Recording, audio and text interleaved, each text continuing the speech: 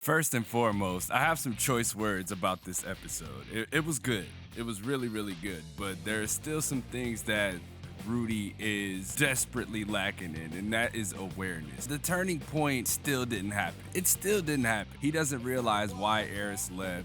He didn't realize the mistake that he made. He didn't realize any of what happened. That's one of the things. Also, bidding farewell to our good boy Ruiger. It's fucked up because I kind of seen it coming. Because as you remember, this was when we first met Ruiger, that he was only escorting us back to the homeland. That was it. That's when he was gonna go on about his own business, and that actually happened.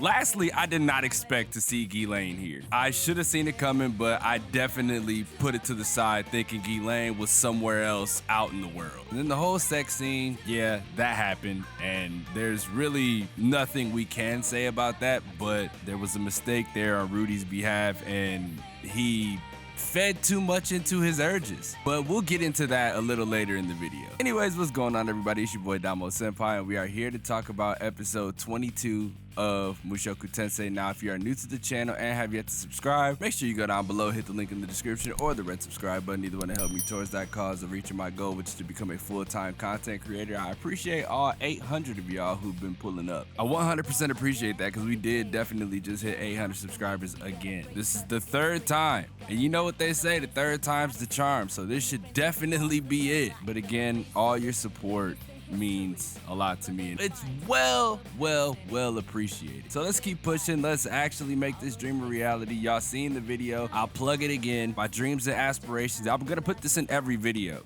damn near, right? So I'm gonna save this screenshot and put it in every video. So let's actually talk about this episode, because man, like I said, I got some choice words about it, but it's not gonna be like as deep cut as you would think. We seen what the village looked like. We knew it was gone because we saw it from Paul's perspective when we first ran into him. We got to see what the village looked like. It was decimated, you know, it got transported somewhere else. And I did not expect that once we got to the kingdom, you know, where Eris is from, I did not expect her whole family to be gone. Like, her mom and pops passed away in a foreign land, and her grandpa was executed. Now, do I think there was some foul play here? I do indeed think so, because you're cutting the whole family out, including Eris, which is why you're trying to force her into being a concubine, right? That's kind of what I picked up on. That's the foul play part. And, you know, Eris did not want that to happen either. She's had a lot on her plate ever since she got back, which leads into what happened between her and Rudy. Now, I think that was her testing him to see if he was still as immature as he's always been. And yes, there were a lot of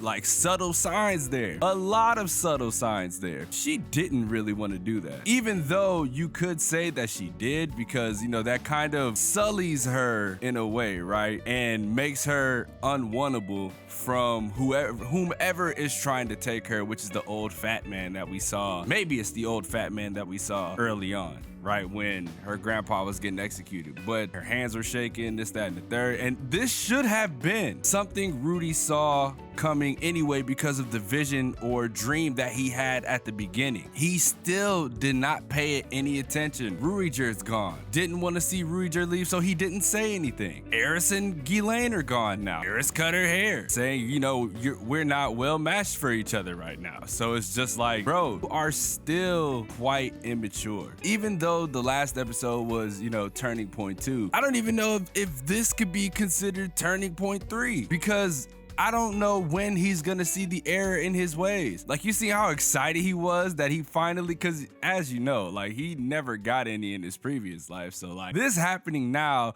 was a godsend for him. But he should have saw through it all. He even said it, that wouldn't this be taking advantage of her right now? Didn't listen to himself. Even though he had the right idea, right? A rational thought there, still didn't listen. And now your heart's in turmoil because of what happened, because of your mistake, because of your action. Now you gotta reap what you sow, man. You gotta deal with the consequences. Do I feel bad? Fuck no, that's his fault. That's what you have to take from this, that was his fault. Now that that's out of the way, Rudy is by himself. No Ruiger, no Eris.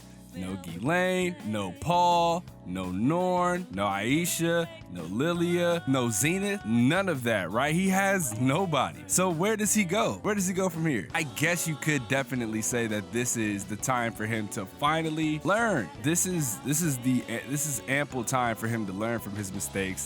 This should definitely be the turning point. But will it be? I don't think so. I definitely do not think so. I think he's still gonna be immature for a while, maybe until like the next season. I don't think heartbreak is gonna be enough to change him. It can, but will it? I highly doubt it. I really did enjoy the scenery when he went home though.